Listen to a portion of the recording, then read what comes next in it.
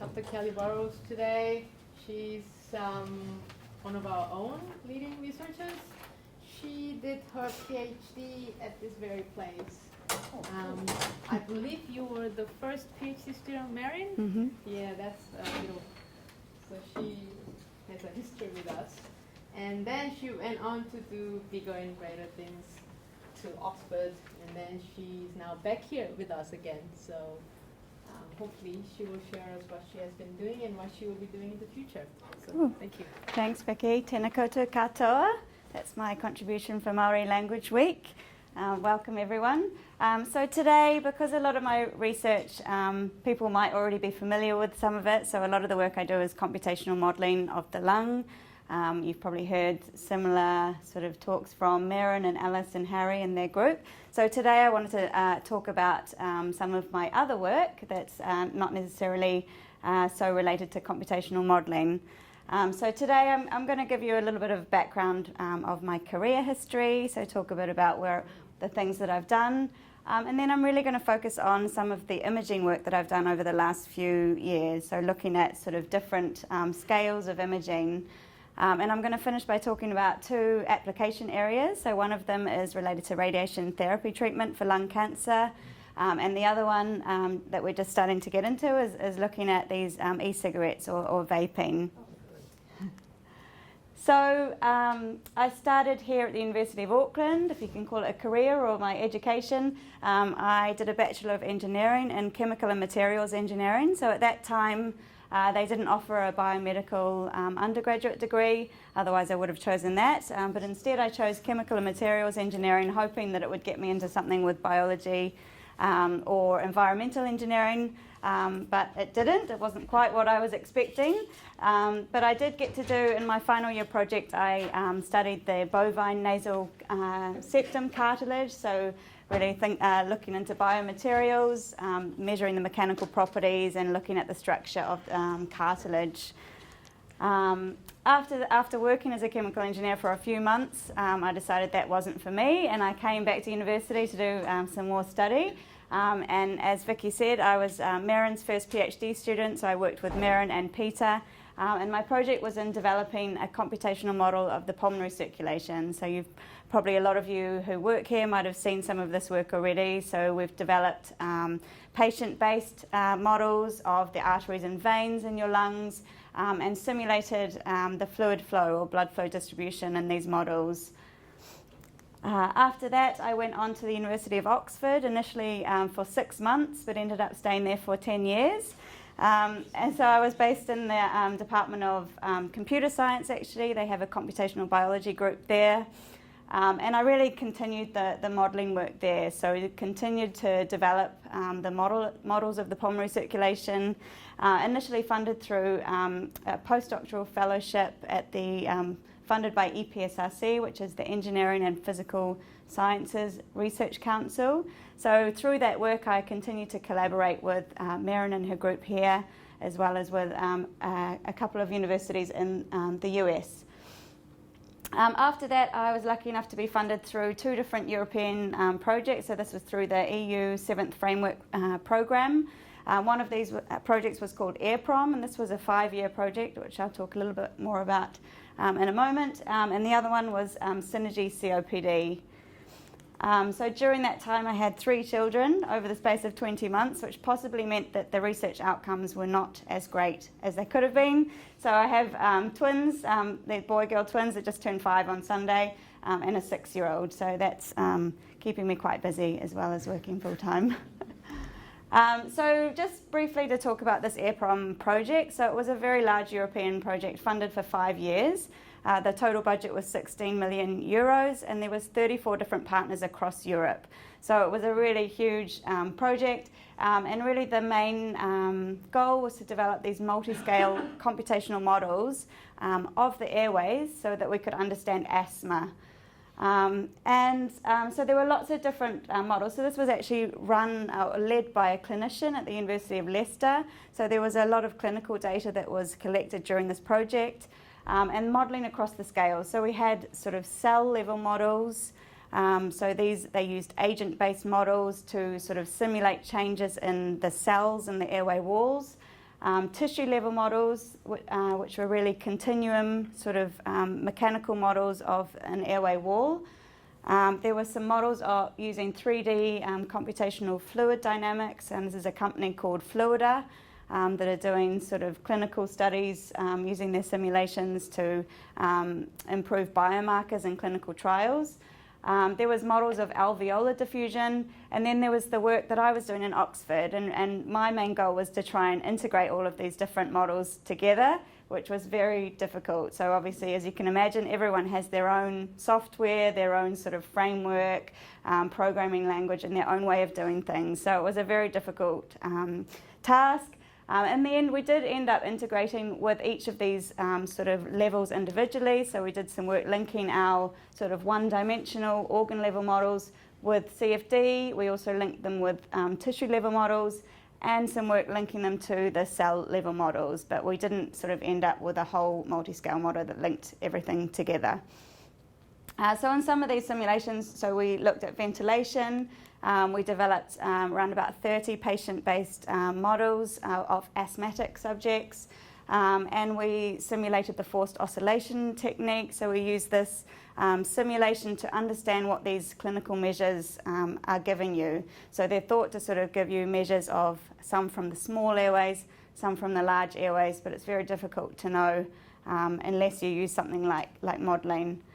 Then with some of the work linking back here at the ABI, we used a model of forced expiration. So this is the main clinical measure that's used. So you have to blow into a spirometer as hard as you can, and this gives a sort of overall function for your lungs. So we linked this model with these tissue level models to be able to simulate what happens in an asthma attack. Going back to here, so after these projects I moved back to Auckland, and for the last 3.5 years I was working as a lecturer in the Department of Chemical and Materials Engineering. So this was my first experience as a lecturer, and it was very hard work. So I taught in lots of different topics, so ranging from teaching about energy balances, material selection, so how you choose the right material to make something, fluid mechanics, and most recently we developed a new course of biomaterials. So I was really teaching about the body's response to implanted materials. So I did learn a lot, but I found that took away a lot of time that I would rather have spent on research. So as of, during this time I also had an NIH grant, which was held by the University of California, San Diego. So this project was about, so at UCSD they're developing MRI techniques to measure regional lung function. And in this grant they wanted to try and validate those MRI methods. So in this project we were using computer models to simulate the MRI methods and to understand some of the assumptions that they make with this imaging. So I'm not going to talk about that today, but we are bringing over those MRI methods here to Auckland and have started to measure regional lung function. So I will talk about that a bit later on. So as of the 1st of August, I started back at ABI, and my role the MedTech core, so in part developing the doctoral training program or working with other people to help develop that, and also continuing with some of my own research and some of the flagship projects on the MedTech core. So just to give a very brief background of how the lungs work, probably most of you have a good understanding of this. So your lungs housed within your chest cavity. During breathing, your muscles contract, so your diaphragm and your intercostal muscles expand that volume, and that drives airflow into your lungs. So the main function of your lungs is gas exchange, and this is achieved by matching airflow and blood flow in a very efficient way. So this is a cast from a human lung. So the white shows the branching airway tree. So there's a system of branching airways and vessels which get smaller and smaller in diameter. So red here shows the arteries and blue shows the veins. And right at the end of these trees you have the alveoli, and this is where the gas exchange takes place. So these images here are scanning electron microscope images, and here you can see these little sort of circles or semicircles are the alveoli. So around about 480 million alveoli in a normal human lung. And over the surface of each of these alveoli, the capillaries are wrapped over. So there's about 1,000 capillaries per alveolus. And there's a very thin membrane where the gas exchange occurs. So oxygen coming into the blood and carbon dioxide coming out. So in all lung diseases, you have a disturbance between the matching of this airflow and blood flow. So lung disease counts for around about 14% of deaths worldwide, so a significant burden. And do you know what the main factor causing lung disease is? That's an easy one, smoking. So obviously there's other things like asthma, but today I'll focus on really on smoking-related diseases. So it's projected that smoking will kill 1 billion people worldwide in the remainder of this century. So in the US alone, around about 400,000 deaths per year are attributed to smoking.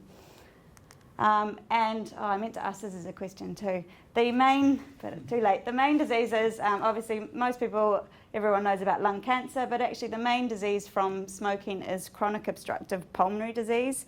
So it's the third leading cause of death worldwide.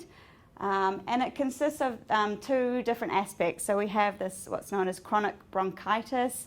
So you have a remodeling of the airways, sort of the diameter of the airways gets smaller.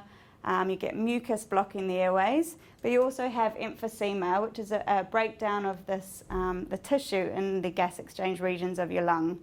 So as well as reducing the surface area for gas exchange, this actually means that you lose the elastic recoil. So normally you breathe in using your muscles, but when you breathe out, it's a passive relaxation. So it's your elastic fibers relaxing and pushing the air out. With emphysema, you actually lose this capacity to breathe the air or exhale. So you end up with hyperinflated lungs, and you sort of it's a lot harder to get fresh oxygen into your lungs. So the other disease, lung cancer, so I should have said here, COPD, around about 75% of COPD patients have a history of smoking. Other factors are environmental pollution, and there is one known genetic link with COPD, so that's alpha-1 antitrypsin deficiency. With lung cancer, 90% of lung cancer patients have a history of smoking. So I'm going to go through some of the different imaging modalities we've tested out over the last few years, and I'm going to look at it in the different scales. So obviously all of our organs, all parts of our body have this sort of multiscale biology. So starting with genes, up to proteins and cells, tissue, and then the whole organ. And there's very complex feedback between each of these different scales. So in these studies, we really just wanted to try and test out some of the capabilities that were available here in Auckland at imaging the structure of lung tissue. But before I get into that, just to sort of describe a bit about the extracellular matrix in case you're not familiar with it. So all tissue, as well as having cells in it, has this extracellular matrix. So that's basically all of the other material outside of the cells. And it consists of these fibrous proteins, so things like collagen and elastin. So collagen really provides the strength of tissue. Elastin provides the elasticity. And these proteoglycans. So these are proteins that sort of have a lot of water within them, and they sort of are the filler material. So they add some sort of stiffness or compressive ability to the tissues. Collagen provides strength, and elastin provides the ability for tissue to sort of stretch and then recoil again. This was initially thought to be quite an inert structure, but it's now known to be very active. So it is produced by the cells, but if you have a change in either the extracellular matrix or the cells, it actually sets up a feedback mechanism, and you can get the cells producing different amounts of these proteins. So in all lung diseases, you will, or nearly all lung diseases, there's a change in the extracellular matrix, and it's not known yet whether that comes first and then influences the function, or whether the changes happen because of some other chemical or biological process happening.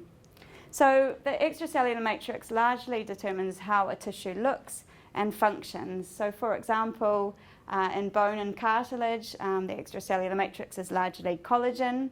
so it's very stiff, whereas in lung tissue there's a good proportion of both collagen and elastin, which gives it that ability to be able to stretch during breathing. So, and I put this slide up not for you to understand, but really to show you how complicated this extracellular matrix is. This is a schematic showing what a healthy extracellular matrix looks like, and just shows that with most of these major respiratory diseases, there is a change in the composition and therefore the function or mechanical properties of the extracellular matrix. So, for example, in emphysema, you largely get a destruction of elastin, which means you lose that elastic recoil ability. In fibrosis, you get an increase in collagen composition, which means your tissue is a lot stiffer, which makes it harder to breathe. So, the first technique I'll talk about is the scanning electron microscopy, but first a little bit about how the tissue is prepared.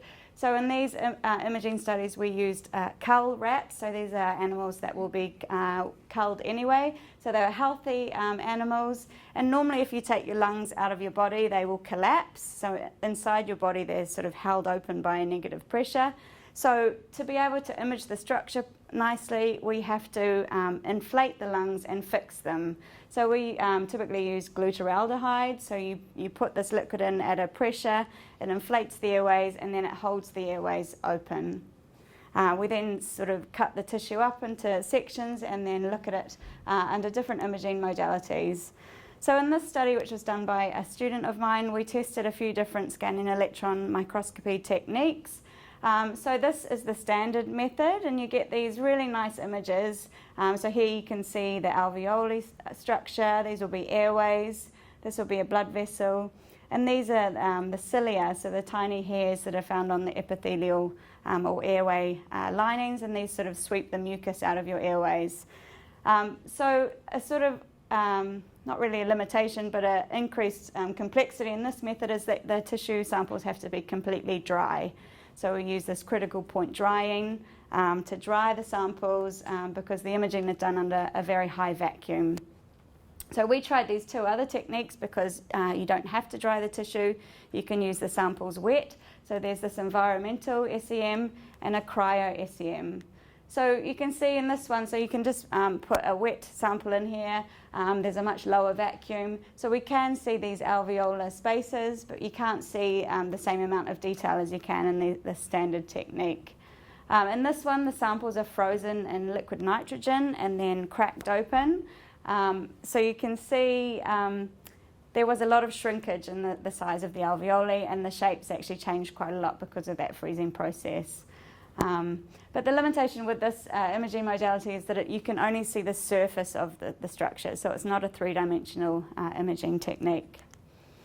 Another method we looked at was histology. So in this technique, you can actually stain the different proteins, so you can really quantify the composition of the tissue or the extracellular matrix. So these are just some examples. This is the standard H&E stain, where you can look at cells and other tissue. In this one, you can the collagen is stained blue, and here elastin is stained in black. So in this work, again done by a student, we quantified the proportion of collagen and elastin, and we tried some different techniques to degrade away different parts of the extracellular matrix to see what happened. This is a nanoscale technique called atomic force microscopy. So in this technique, there's this cantilever tip. So you run it across the surface of your sample, and it moves up and down and gives you a measurement or an image of the surface topography of a sample. But really the idea behind why we tried this is it can also take mechanical measurements at the nanoscale. So you can try and get measurements of individual collagen or elastin fibers or of cells. So thinking along the line of how the mechanical properties of cells might change in diseases or after exposure to different things. We did find this technique was very difficult to perform. And so these images here show rat lung tissue whole. So it's quite hard to see anything here. But this image, this was the nicest image that we got. So this is cultured epithelial cells. So you can see the shape of what those look like. This was a study we did looking at using MicroCT. So we tried using a stain that hadn't been used in lung tissue, so this phosphotungstic acid. So this is a 2D slice with no stain. So most people actually who use MicroCT, they air dry their lungs and then they have a contrast because there's air inside there and the tissue, but this is quite a complicated process. So what we wanted to do is remove the need for air drying those samples, and instead we embedded the tissue in paraffin, so that's similar to the technique used for histology. But if there's no staining, you basically can't see anything because paraffin is very similar to the properties of tissue. So we used the staining and we found a really nice increase in contrast of the lung tissue. So this PTA stain binds basically to proteins in the tissue. So in this one, we actually put the stain through the trachea to try and stain the airways, and we got a really nice image here of the whole rat lung. So in this work, we tried to degrade away different parts of the extracellular matrix. So the idea behind this is that I have a student who's developing a model of the extracellular matrix in the lung. And we want this model to be able to control the composition of the extracellular matrix and predict what the mechanical properties of the tissue will be. So these were experimental studies where we did uniaxial tensile testing of lung tissue strips, and we tried to degrade away these different components and look at how it changed the mechanical properties. But the problem with this, we did some imaging, so this is scanning electron microscopy. We also did a histology to look at whether we had removed the components we thought. So basically this tissue went into different sort of chemicals to try and strip away parts of the extracellular matrix. So this is when we thought we'd removed elastin, and this after removing collagen. But what we found is that it's very difficult just to remove one of these proteins from the tissue. So obviously when you treat it with these really harsh chemicals, you actually end up destroying other things as well. So in fact, we found that this was very difficult to do. So this is work by Armin Iravani, so a PhD student in chemical and materials engineering. So he's developing a network type spring model to represent the extracellular matrix in the lung. And as I said before, the idea with this is that we can control the different composition or the different components in the extracellular matrix to be able to simulate things like emphysema and fibrosis, and then calculate the changes in mechanical properties and scale this up to a whole organ level model.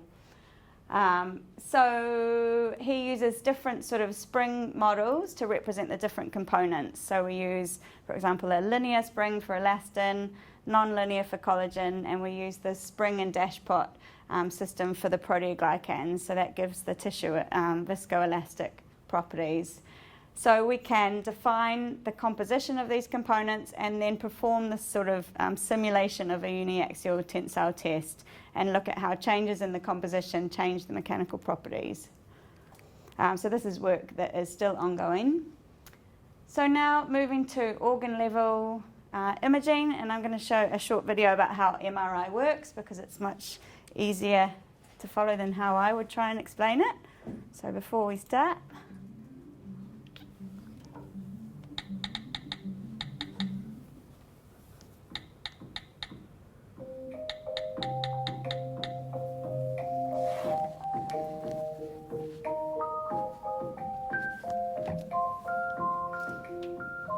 MRIs use protons, which are abundant in the human body. All protons spin, creating a small magnetic charge. When a strong magnetic field is introduced, as is the case in an MRI machine, the protons align with that field. The MRI technician then introduces a radio frequency pulse that disrupts the proton and forces it either into a 90-degree or 180-degree realignment with the static magnetic field. Since the radio frequency pulse pushed the proton against its nature, once this pulse is turned off, the protons realign with that magnetic field, releasing electromagnetic energy along the way. The MRI is able to detect this energy and is able to differentiate various tissues based on how quickly they release energy after the pulse is turned off.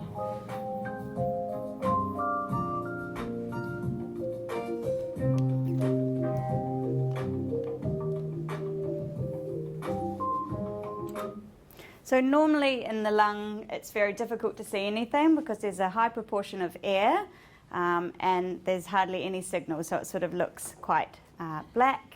But the techniques that we've been developing in collaboration with the UCSD, so in San Diego, use different sort of contrast agents to be able to see inside your lungs and be able to see function. So with these methods, we can measure ventilation, perfusion, and tissue density. So I initially got into this area through computational modelling, so we were simulating these methods, but I'm not going to talk about this work today. So the advantage of MRI is that it doesn't have ionizing radiation in the same way that CT scans or X-rays do. So you can have as many MRI scans without any harmful effects. The methods we use don't use any contrast agents that are injected. The only contrast we use is oxygen that's breathed in, and then your blood is used as a contrast agent in the blood flow measurements.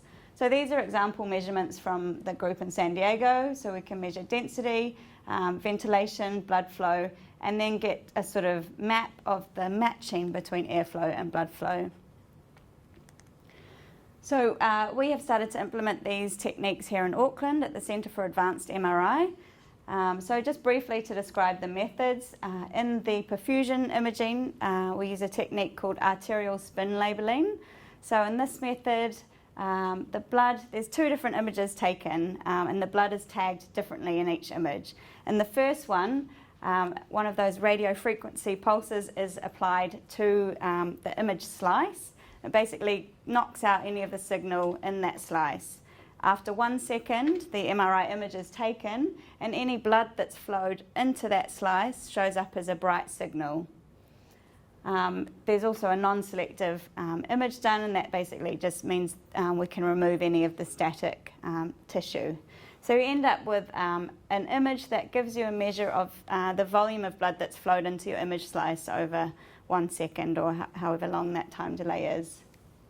In the ventilation imaging, so we get a measure which is known as the specific ventilation, which is the change in air in that voxel divided by the initial amount of air. So it's effectively a measure of how much air has flowed into your lung over one breath. So to do this, we use oxygen. So the volunteers or patients have to lie supine in the scanner. They have a face mask on, and they breathe 20 breaths of air and 20 breaths of 100% oxygen. So the oxygen is paramagnetic, and it changes the signal that's produced within your lungs. So what we actually are measuring is how quickly that oxygen is washed into your lungs and out of your lungs. So if you don't need to understand this, but basically with the bright signal, it shows that a lot of oxygen has come into that unit, or it's flowed in very quickly. So we're more looking at the time change in the amount of oxygen in your lung, which is why we need to do those 20 breaths followed by 20 breaths of oxygen. So this whole technique takes about 20 minutes of the subject being in the MRI scanner. And we've recently completed a study where we have recruited 8 healthy volunteers. So these were people over 60 years old and 8 patients with respiratory disease. So we had 4 people with idiopathic pulmonary fibrosis and 4 patients with COPD. And the main goal of this was really just to see whether these techniques would be useful in identifying changes with disease. So I still need to analyse these images, but at the moment it looks like there is quite a lot of changes, in particular with the COPD patients. Some of these IPF patients look to have fairly normal lung function, but again, that's something we need to keep analysing. One other data set we've got is one subject before and after they used the e-cigarette. So we actually had them in the morning not use it at all, and we took an image, and then they used their e-cigarette actually inside the scanner room, but they shouldn't. And then we measured their function again. And so it's hard to say anything from one subject, but we're hoping to do some more measurements like this. But it did look like there was some changes in their lung function. So people have measured whole organ lung function changes after vaping and have seen differences. So what we want to do is see whether there are regional changes. And I'll talk more about that a bit later on. So on to the application areas. So this is a project that's funded through a Catalyst grant.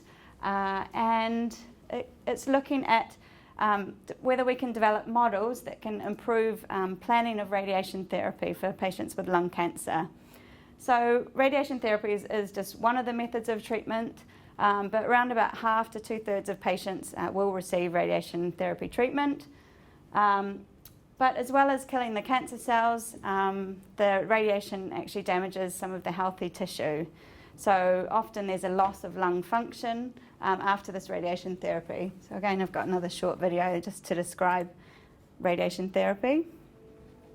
Radiotherapy has been used to treat cancer for over a century, but new technology is making it modern and precise. It works by aiming intense bundles of energy at cancer cells, damaging their DNA. If a cancer cell can't repair its damaged DNA, it dies. But the radiation also damages nearby healthy cells. This is what causes side effects in neighbouring tissue. Most radiotherapy is given from outside the body, usually using X-rays. And new experimental techniques are improving accuracy. So because most patients with lung cancer have been smokers, they often have some other damage. So they might have emphysema as well. And sometimes if a patient's lung function is already too low, the clinician will actually not treat the patient with radiation therapy because of the risk of their loss in lung function after the treatment. But often the problem is that it's very difficult to predict which patients will have this side effect and which won't. So there's a huge range in outcomes. Some patients will actually have no change in lung function.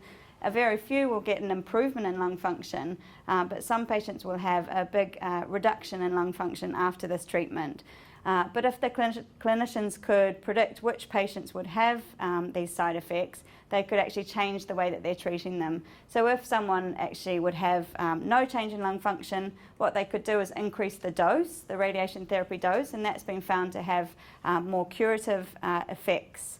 But sometimes they don't treat them because they're very cautious about that loss in lung function. So some patients don't receive the treatment, whereas if they could predict that that person would be okay after the treatment, they could actually go ahead and treat them. So that's really the main motivation behind this project. There's obviously a long way to go. Actually, and one area of research is in this technique called functional lung avoidance. So the theory with that is if you know that someone has emphysema and some tissue around their tumour is not actually working anyway, there's no ventilation, if you can put the radiation preferentially through that damaged tissue, you can actually have a better outcome. So you can try and preserve the healthy lung tissue. Yeah, so these pictures here just show this is a dose map. So you have the highest radiation therapy dose right in the middle where the tumour is, but you have sort of smaller doses coming around to quite a large volume, so a much larger volume than the tumour itself to ensure that you kill all of those cancer cells. So this shows an example CT scan. So this is the tumour, and this is after the radiation therapy. You can see you get all of the scarring, so you get fibrosis or scar tissue formed because of the radiation treatment. So in this project we are collaborating with a group at University College of London. So they have a very good clinical data set. So it's from a clinical trial which is called IDEAL CRT. So in this trial they have data for about 100 patients before and after radiation therapy treatment. So they have CT scans before and after, and they have lung function measurements before and after treatment. So at a few different time points after treatment, so 3, 6 and 12 months after treatment.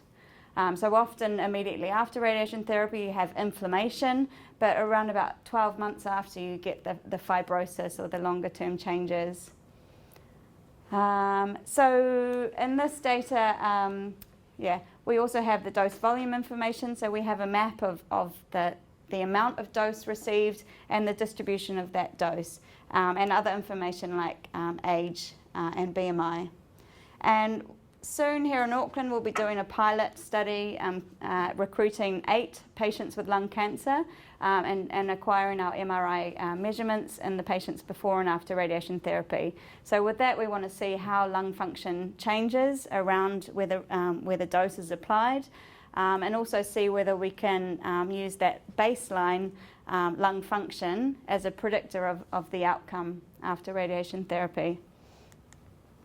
So this is work by a PhD student, Yu Dong, and I won't go into detail here, but he's done a lot of statistical analysis. So he's looking at all the information we do have for the patients before radiation therapy and seeing whether he can get any correlations between how well they do or what their outcomes are after radiation therapy. So some of the measurements we've got the tumour location, so we can look at whether people with an upper or lower lung tumour have differences in outcomes.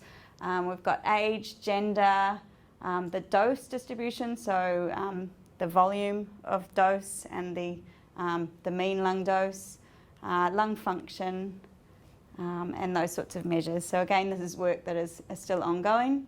But one of the interesting parts of Yudong's research now is that he's using the ventilation model developed here at ABI to simulate ventilation, patient-based ventilation before the radiation therapy. So in this model, we use equations to predict what the airflow is, and we link the patient-based CT density, and by that way we can include emphysema.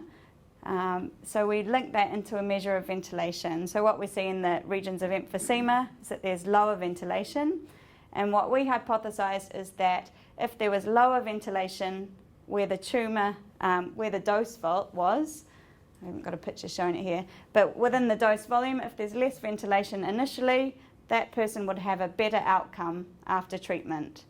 If they have fairly low ventilation before treatment, they actually have a fairly good outcome. And the model is showing that we are getting that. So again, without going into detail, just by using the model predictions of ventilation, we found that as we have a higher ventilation within the dose volume, that those patients actually had a larger reduction in lung volume after radiotherapy. So some of the patients here, you see some people actually have an improvement in lung function, and that's often, what I believe is if you've got emphysema there, and that you have the radiation therapy, that sort of removes the damaged tissue, which often gets in the way of functioning of the good tissue. Okay, so this is my final topic, and an area that I'm only recently getting into. So e-cigarettes, they've been in the news a lot recently. So they've really only been available around about 10 years or so for purchase, but they've had a huge uptake. And so they were originally developed for as a smoking cessation tool, although studies haven't really proved that it helps in smoking cessation. It's thought to help, but on the other side, nobody really knows what the health effects are of these devices. So how they work is that there is an e-liquid, so it typically consists of propylene glycol, glycerin, nicotine, or there can be nicotine-free e-liquids, and flavorings. And then there's a metal coil that heats this liquid up to very high temperatures and vaporizes it, which is then inhaled by the user. So there have been quite a few studies done in this field, but one of the complications is that there's a huge number of different types of devices and different compositions of e-liquids. So there's more than 15,000 different flavors. So a lot of studies have shown very different results. The other limitation is that there's no sort of standard way of doing these measurements yet. So people are still figuring out how to do things, but also what the results really mean. But it has quite a few dangerous chemicals have been found in the vapor of these e-cigarettes. So heavy metals, different volatile compounds, carbonyl compounds, so formaldehyde, for example, and some of the flavorings on their own, which have been proved to be safe for oral ingestion, but have never been tested for inhalation. So these, I just copied a few news headlines. So as I said, while they may be safer than conventional cigarettes, the real worry is the uptake by youths around the world. So especially in the US, there's sort of around about 20% of adolescents, so high school aged children, have used e-cigarettes. You know, they survey them, so have you used an e-cigarette in the last 30 days? Around about 20 to 30% of them have. So the problem is that they're fairly easy to get hold of, but there's not really any regulations yet on what can be put in these e-cigarette devices. And I noticed still in New Zealand they can still advertise them. I've seen on TV too sometimes ads come up for e-cigarettes, which is a bit worrying. But there's big differences. So this was a study released by Public Health England where they said that e-cigarettes were 95% safer than conventional cigarettes. So this is a real worry because this value of 95%, there's no way that they could actually quantify that. So they've sort of just pulled this number out of discussions. So nobody yet knows the long-term effects of these. So it's very, I think, quite damaging to say that they are 95% safer because no one really knows and probably won't know for another 10 years. And then on the other hand, there's been around about 300 cases of severe respiratory disease recently, including 5 deaths. But this has been found to be linked to e-liquids containing THC, so containing marijuana, and they've actually added another chemical into those e-liquids. So that's what's thought to have caused these deaths. But I think the real effects will be somewhere in between here. So while it's probably safer than normal cigarettes, they're definitely not without their harms, e-cigarettes. So we're wanting to develop a program to try and understand a bit more about these products. And we have got a few different things going on. So one will be these MRI measurements and measuring pulmonary function. So we want to recruit healthy non-smokers, smokers and e-cigarette users and see what differences we can see between them. So the hypothesis is that, so with smokers it's known that smoking causes inflammation in the lung, and that can be measured with CT scans as an increase in tissue density. So what we are hypothesizing is that we will see an increase in e-cigarette users, although possibly not as much as cigarette smokers. So we want to look at, in particular, the tissue density across these different subjects, but also ventilation and blood flow to see if we can see any changes. We are also doing some work on analysing the chemicals in the vapour. We've got some preliminary results on that, and exposing epithelial cells to the e-cigarette vapour. And finally, we'll hopefully be doing some modelling, sort of linking these different scales together to understand the link between any changes we see at the cell level to any changes we see at the organ level. So this is work by Rosa, who's here now, so she can answer any questions, and Michael and Vinod. So we've developed a fairly basic vaping machine. So we have a vacuum pump here and our e-cigarette device. So there have recently been standards developed because it's very important that you use the vaping device as people would normally use it. So for the right time frame, the right sort of number of times, and at the right sort of temperatures. So some studies that showed very high chemicals actually didn't use it as a normal person would. So for example, in this design, the e-cigarette goes on for 2 seconds out of every minute. So we've got this cell exposure chamber here, so we can put epithelial or other cell types in there and expose them to the vapour. And also a condensing vial, so we can collect the condensate and measure the chemicals in there. So we've been looking at a few different flavours, so we want to look at the different flavouring chemicals in there, and we've tried some different nicotine concentrations.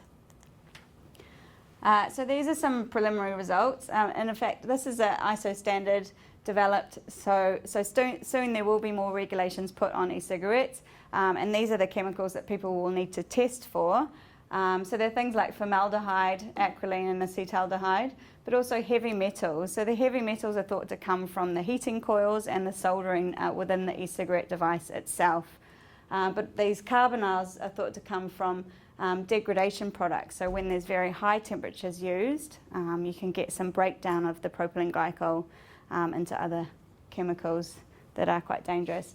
So we're using GCMS, so this gas chromatography mass spectrometry, to separate out the chemicals and try and identify what they are.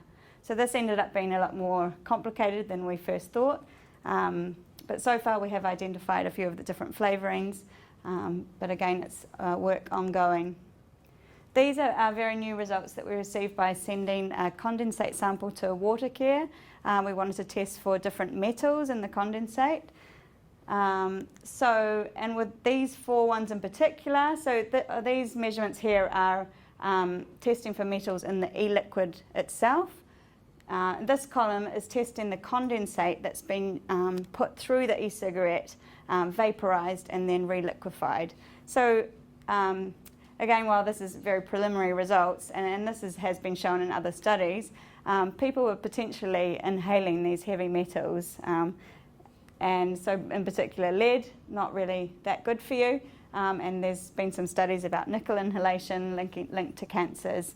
But again, there's a lot more work that we need to do in this field to really understand what's happening.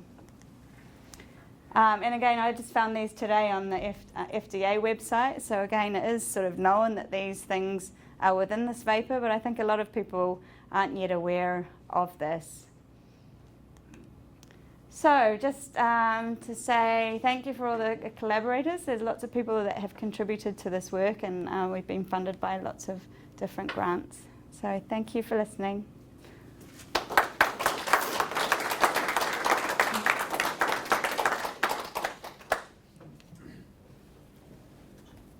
Yep, any questions for Kelly?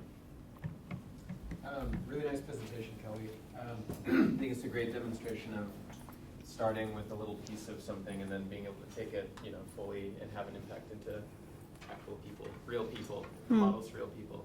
So I actually just have a question about the e-cigarettes around regulation, because it's always sort of puzzled me why, since there's so many questionable substances in the liquid, why that hasn't been caught by some regulation, sort of, banning consumption by people. I know. Is there some kind of loophole that slipped through? So I think, I tried to look into it today actually, because I know that in the US they've tried to bring regulations in, and the FDA said they will, but I think then they extended the time frame, so they're not going to bring them in for another year or two. I think because it's somehow slipped in to the market so widely that it's quite difficult to control now. So in New Zealand, initially they banned nicotine products. Yeah, I don't know exactly how it's happened. It's amazing. I mean, there's been quite a few court cases. So there's these other heat not burn tobacco products, IQOS, so bought in by Philip Morris, the main tobacco company.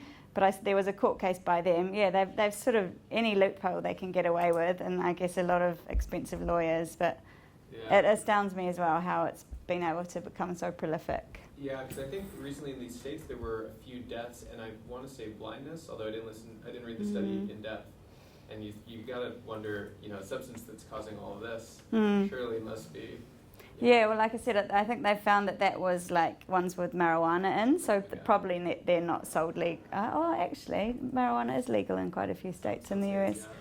So, but you're right. I mean, even here, when you buy an e-liquid, there's no information about what's in there. Oh, they say propylene glycol and glycerol, but plus additives and flavourings. They don't have to list what's in there, and I do find that amazing, because with any food product now you have to list ingredients, but these have managed to get through without that. I'm guessing, Kelly, that as someone who's been working with the lung for quite some time, you might think that taking anything other than air into your lungs is a bad idea. Yeah. And that's the way it seems to me, anyway. Yeah, I agree with that. Yeah. But I mean, other people say there's a lot of things that are bad for you, that people do anyway. So, Well, but you eat a lot of things that are bad for them, right? Yeah.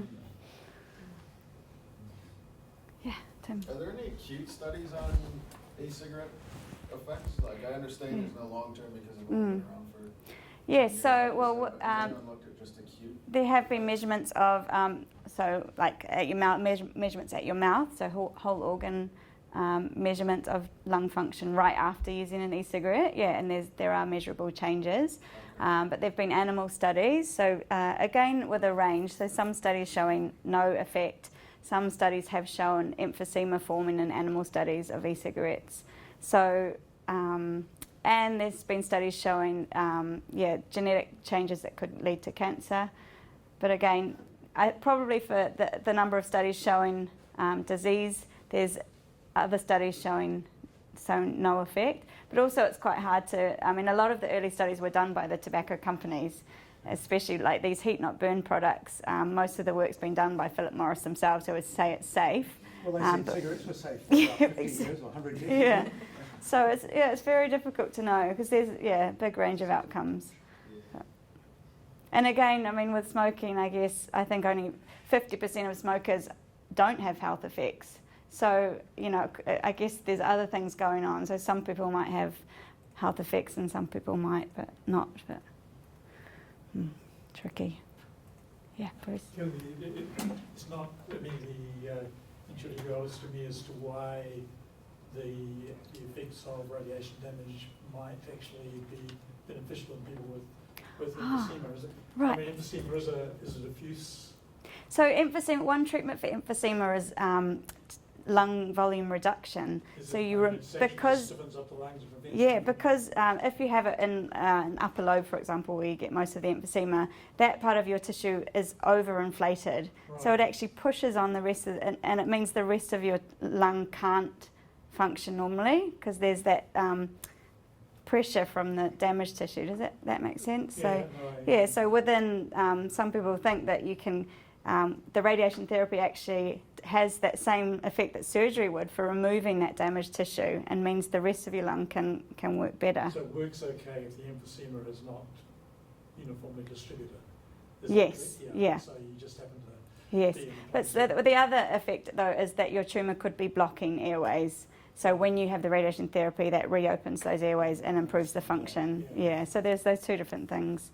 And actually with some of the MRI studies that looked at, so some of them have found there's no ventilation in the whole region, but actually after radiation therapy that is ventilated again. So it's going to be a complicated process to be able to decide what tissue is dysfunctional. Yeah. Very nice. I'm curious about the atherosclerotic labeling. So, as are previously utilized in neuro, but in lung, I can see the picture is very nice, very good. But I'm curious for the lung, there are motion artifacts caused by the breathing. So can you generate the three-dimensional? Well, it's done at breath hold, that one. So because it's only over a few seconds. So can you do yeah, they do. Yeah. Well, at the moment we're developing a single slice, but in San Diego they've done about 4 slices. But I think the acquisition they kind of interleave it, so they can do multiple slices at a time. But there's definitely, that's why we did the simulation study, because compared to neural application of it, there's some artifacts that come in. So you have, the blood's not going just one way as it is in the brain. So you get quite a lot of signal coming from the large vessels, which is then filtered out, but yeah. Oh, sorry. There you can go. In all these models, have they taken into account lymphatic flow and function? No, we've thought about that, but we haven't included that. Yeah, we're doing some research into that. Okay, that would be really interesting. Yeah, especially with our blood flow modelling and So I think we have, Alice developed a model of edema, so sort of fluid flow, but we didn't have that lymphatic drainage to... Yeah, especially because in later years it's been proven that it changes in all these chronic inflammation diseases, and it does not conform to the normal physiological parameters that we will expect. Right. And there is an increased lymph flow, and some lymph-based treatments have shown to improve these conditions. So I think it will be interesting if, instead of going through the animal models, we could model something on silicon. That would be really, really good. Yeah, send me an email. Yes, Yeah, that would be cool. Better. Thanks for the talk, Kelly. So back to the MRI section that you were explaining that they can measure, like you can measure the blood volume. Mhm. So all these the contours that you were showing with the red dots, is it just arteries or is it arteries and veins both included?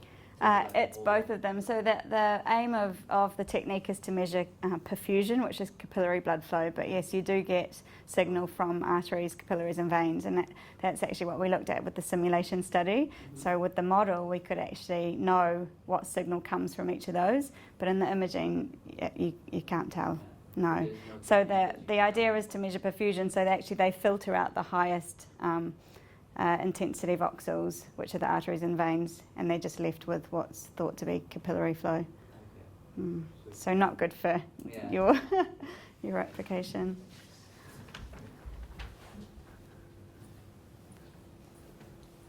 That it? People can ask me any more questions after. Yeah, I have a question. Mm-hmm. So for your the radiation and the e-cigarette studies, you use a macro level model, or when you're in your modeling part? Yes, yeah. So organ level models for the radiation therapy. Yeah, we're not planning any cell type modelling there. But with the e-cigarette study, if we get funding through Marsden, we will model at the cell level and at the organ level and see how we can sort of bring them together, maybe with a sort of a cube of tissue, so bringing in the impact of cellular changes, and particularly on the mechanical properties. Are you still using Symonds? Yeah. Oh, sometimes. Sometimes. That's a political question. No, I'm not. What am I supposed to be using now? That client. Yes, I've been seeing this. Good. Yeah. Okay. If there is no more question, then let's thank Kelly one more time. And we have the